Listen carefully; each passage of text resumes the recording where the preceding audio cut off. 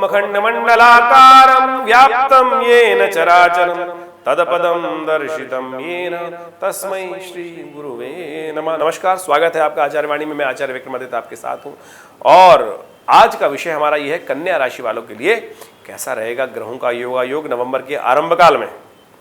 देखिए, नवंबर का महीना इस बार बहुत खास है। दिवाली आ रही है, कई प्रकार के उत्सव आ रहे हैं, कई ग्रह परिवर्तन की तरफ जा रहे हैं और नवंबर के आरंभ काल में ही कई ग्रहों का परिवर्तन का योग बन रहा है। शनि, शुक्र, बुध, ये सब परिवर्तन की तरफ जा रहे हैं और नवंबर में मंगल भी परिवर्तन की तरफ जाएंगे और मंगल के साथ शनि का युद्ध भी होगा जो नवंबर दिसंबर में तांडव दिखा सकता है, कष्ट दे सकता है, हमारे भी जीवन में भी और संसार में भी कई प्रकार के कष्ट देने के योग दे सकता है। तो इन सब चीज़ों को सावधानी के साथ समझना बहुत ज़रूरी है और आप कन्या राशि वालों को समझें तो बुध बहुत महत्वपूर्ण है आपके लिए। और ऐसे में बुध का जो परिवर्तन का योग बन रहा है आपके लिए, वो तृतीय भाव में बन रहा है, बहुत महत्वपूर्ण रहेगा आपके लिए। तो क्या कुछ करेगा आपके साथ, ये सब चीज़ समझ लेनी चाहिए आपको। तो ऐसे में हमने आपको बताया था पिछली बार कार्यक्रम के अंदर, जो लोग हमारे साथ जुड़े हुए थे पहले, कि कार्तिक का जब ये पक्ष आरंभ हुआ तो तुला राशि में 4 ग्रहों का योग बना था। ये 4 ग्रही चतुर्ग्रही योग था, ये कई प्रकार से कष्ट देने वाला था। कैसे में विशेष तौर पर विश्व में अशांति का योग बना रहा था, युद्ध को और भयावह कर, प्राकृतिक आपदाएं लेने के योग बना रहा था, साथ में चंद्र ग्रहण भी पड़ा। तो ये सब चीज़ें कहीं ना कहीं कष्ट देने की तरफ जा रही हैं। दिवाली का समय आ रहा है, ऐसे में शेयर मार्केट वालों को बड़ा सावधान रहने की ज़रूरत है क्योंकि चीज़ें ऐसी हो सकती हैं कि बड़ा उठापटक बनने का योग बन सकता है। दिवाली से पहले चावल, घी इत्यादि में, सफ़ेद वस्तु, रुई इत्यादि वस्त्र इत्यादि, मेवे इत्यादि में थोड़ा महंगाई की मार पड़ सकती है और उसके बाद कुछ भयावह गोता लग सकता है। तो इस बात सब चीज़ों को समझते हुए कार्य करने की ज़रूरत है। 1 नवंबर की बात करें सिलसिलेवार तरीके से तो ग्रहों का योग कैसा रहेगा वो भी समझ लीजिए। चतुर्थी है 1 नवंबर को, बुधवार का अवसर है और उस दिन करवा चौथ है।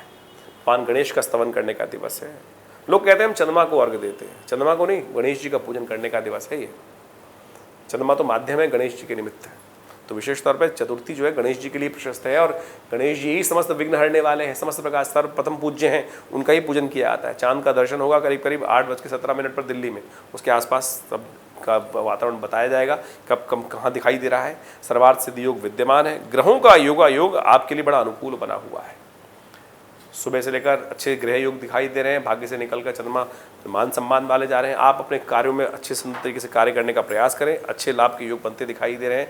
आगे बढ़ने का सुंदर अवसर आपके लिए विद्यमान है। सुंदर तरीके से कार्य करने का आपको प्रयास करना चाहिए।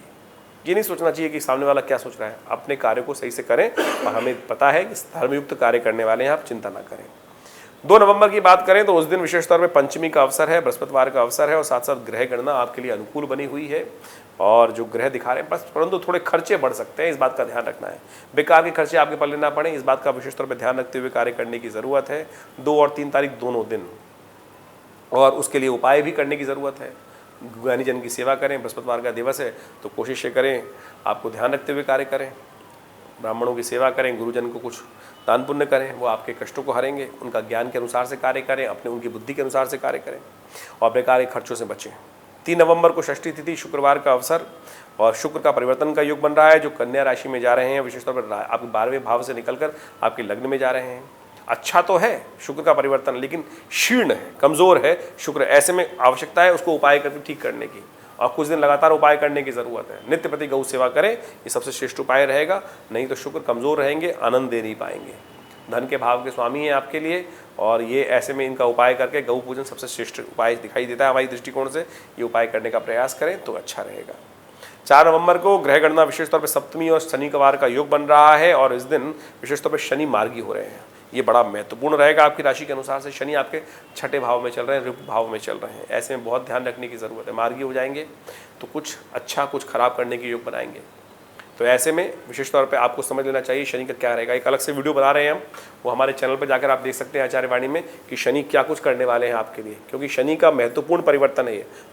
वक्री थे, मार्गी हो रहे हैं और आपके 6ठे भाव में। एक उपाय आपको हम बताएंगे अपने वीडियो में, देखेंगे वो आप नित्यपति कर लें तो बहुत बढ़िया तरीके से शनि को का चाबी आपको दे रहे हैं उस उपाय वीडियो के अंदर से। आप समझ लीजिएगा, वो उपाय लगातार करने का प्रयास करें। शनिवार का दिन है, शनिवार को ये परिवर्तन हो रहा है, ऐसे हनुमान जी का पाठ अवश्य करें, नहीं तो शनि महाराज थोड़ा कष्ट देने के वातावरण आपको बना सकते हैं। ध्यान रखते हुए कार्य, सर्वार्थ सिद्धि योग में रहेगा, नए कार्य करने के दिन अच्छा दिखाई देता है।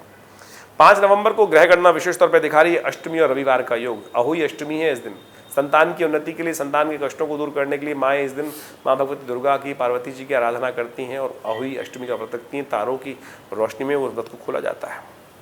इस दिन मंत्र का जप करना चाहिए। या देवी सर्वभूतेषु मातृरूपेण संस्थिता नमस्तस्यै नमस्तस्यै नमस्तस्यै नमो नमः सर्वमंगल मांगल्ये शिवे सर्वार्थ साधिके। कुछ भी मंत्र जप करके भगवती का सुंदर पूजन कर सकते हैं। भगवती राधा का विशेष तौर पर पूजन किया जाता है इस दिन।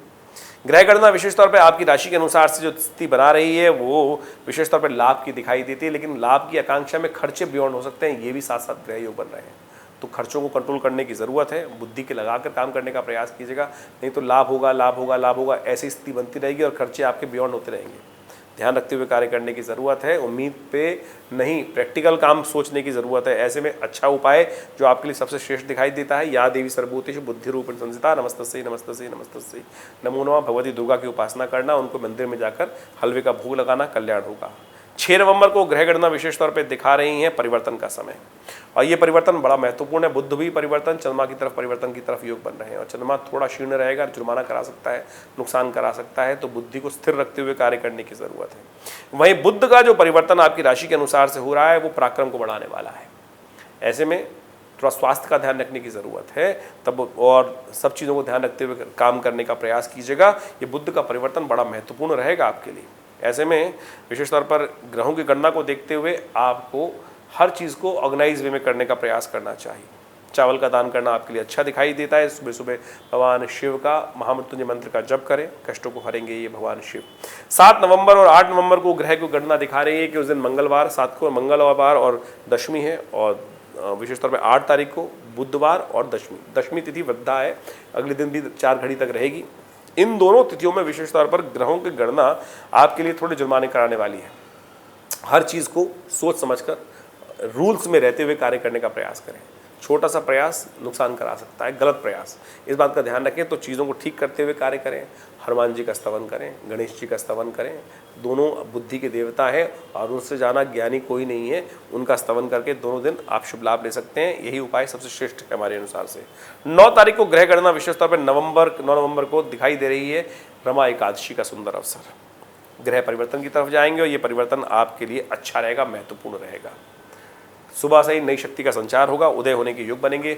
इस दिन भगवान विष्णु का उपासना लक्ष्मी जी के साथ करना शास्त्र में वर्णित है, और कहा जाता है यही एकादशी है जो महालक्ष्मी की उपासना विष्णु जी के साथ करने के लिए मार्ग प्रशस्त करती है। कार्तिक का महीना महालक्ष्मी के ये दिवाली का आरंभ होने जा रहा है, तो ऐसे में सुंदर तरीके से व्रत रखें, महालक्ष्मी का पूजन करें, चांदी के श्रीयंत्र घर में स्थापना करें। भगवान विष्णु के चरणामृत को लेकर एकादशी का व्रत रखते हुए सुंदर तरीके से इस 5 दिवसीय महादिवाली के अवसर पर, महालक्ष्मी के पर्व के अवसर पर सुंदर तरीके से अपने आप को तैयार करने का प्रयास करें। ये बहुत सुंदर पर्व है। ग्रह योग आपको बताया बड़े अच्छे हैं, अनुकूल है, और दिवाली का लाभ देने के लिए आपको तैयार कर रहे हैं। सही चीज़ में बुद्धि चल रही है आपकी। और 10 तारीख के दिन बात करें तो उस दिन धनतेरस है और शुक्रवार का अवसर है। शुक्रवार के दिन धनतेरस का आरंभ हो रहा है। प्रदोष है, शुक्र प्रदोष का योग बन गया है। उदय तिथि द्वादशी है, लेकिन उसके बाद त्रयोदशी आ जाएगी और सुंदर तरीके से भगवती महालक्ष्मी की उपासना करने का दिन है। कहा जाता है कि इस दिन चांदी अवश्य घर में लानी चाहिए। आपके दृष्टिकोण से दिखाई दे रहा है चांदी, सोना, सुंदर चीज़ घर पे लाएं, लोहा ना घर पे लाएं, ऐसा ध्यान रखिएगा। शुक्रवार के दिन पड़ रही है इस बार धनतेरस, और ये बड़ा कल्याणकारी योग बनाने वाली है। ग्रह भी आपके अनुकूल चल रहे हैं, बढ़िया चल रहे हैं, मोटिवेट करेंगे आपको सही रूप से लाभ देने के लिए। लेकिन थोड़ा सा उपाय करने की ज़रूरत है, क्योंकि राहु परिवर्तन करके जिस प्रकार से आपके लिए गए हैं वो थोड़ा सा कहीं कष्ट दे सकते हैं। तो ध्यान रखें, वाणी का दोष ना लगे। बहुत सोच समझकर विचार देने का प्रयास कीजिएगा, बेकार की बातें ना बोलिएगा। उपाय के तौर पर सबसे श्रेष्ठ उपाय है, जो कहीं भी उपाय हम दे रहे हैं वो आप ध्यान रखिएगा कि शनि महाराज जो आपके लिए चल रहे हैं, तो एक धनतेरस के दिन एक उपाय अवश्य कर लीजिएगा।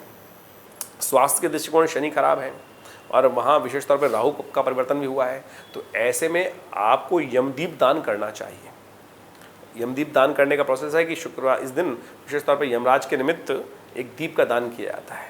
ये उपाय हम बताने जा रहे हैं, इसको अवश्य करें, कल्याण हो। एक ब्रह्मास्त्र उपाय हम आपको बताने वाले हैं। कहा जाता है कि यदि यम के निमित्त, क्योंकि धनत्रयोदशी के दिन यमराज की पूजा की जाती है, और कहा जाता है कि सूर्यास्त होने के बाद घर के दक्षिण दिशा की तरफ एक अन्न की ढेरी बनाकर एक चौमुहा दीपक अपने पितरों के निमित्त दान कर दिया जाए, यमराज के निमित्त दान कर दिया जाए। उनमें उसमें थोड़ा सा उनका पूजन कर कर यमराज जी का, और वहाँ उसको प्रज्वलित कर दिया जाए। और उसके दिन अगले दिन सुबह उठकर कहा जाता है पूर्ण उपयोग यह है कि अगले दिन सुबह जब नरक चतुर्दशी होती है, सुबह उठकर घर के दोनों द्वारों पर एक विशेष तौर पे दो दिए प्रज्वलित कर दिए जाते हैं यमराज के दोनों पुत्रों के नाम पर। ये पूर्ण उपाय हुआ। और उससे पहले क्या करना चाहिए, कहा जाता है कि अपामार्ग का पेड़ लेकर रात को उखाड़ के रख लीजिए और अपने सिर पे से वार कर उसको बाहर डाल देना चाहिए। उससे पहले विशेष तौर पे तेल के द्वारा, कहा जाता है कि तेल जो तिल का तेल है उसके द्वारा पूरे शरीर पर मर्दन कर कर फिर स्नान कर कर और फिर ये प्रक्रिया की जाए और फिर घर के मुख्य द्वार पर जाकर सूर्य उदय होने से पहले यदि 2 दीपक प्रज्वलित कर दी जाए दोनों द्वार, घर के मुख्य द्वार के दोनों तरफ, तो कहा जाता है कि 1 वर्ष तक अपमृत्यु के योग नहीं बनते। तो आप सुंदर तरीके से इस उपाय को करने का प्रयास करें। दिवाली आने वाली है और उसके बारे में पूर्ण विधि के अनुसार से हम आपको बताएंगे कैसा रहेगा ग्रहों का योग। तो अभी इन उपायों को करें। इसके अलावा कोई भी प्रश्न मन में चल रहा हो तो चिंता ना करें, आप हमसे उसका निवारण पूछ सकते हैं और कष्टों दूर करने का सुंदर योग बना सकते हैं। धन्यवाद, नमस्कार।